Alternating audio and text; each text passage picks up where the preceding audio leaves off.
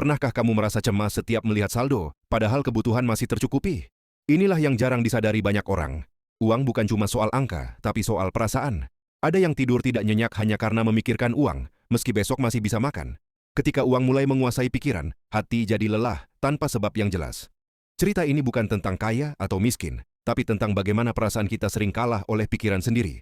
Contoh pertama adalah Andi, pekerja harian yang gajinya pas-pasan tapi rutin. Setiap menerima gaji, ia langsung merasa takut uangnya tidak cukup sampai akhir bulan. Padahal tagihan sudah dihitung dan masih aman.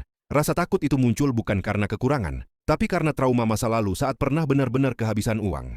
Perasaan lama itu ikut terbawa, meski kondisi sekarang sudah jauh lebih baik. Akibatnya, Andi hidup dalam tekanan. Ia jarang menikmati hasil kerjanya, bahkan untuk membeli kebutuhan kecil. Hatinya selalu waspada, pikirannya selalu siaga. Uang yang seharusnya membantu hidup, justru membuatnya terpenjara. Ini menunjukkan bahwa masalah keuangan seringkali bukan di dompet, tapi di kepala dan hati yang belum merasa aman.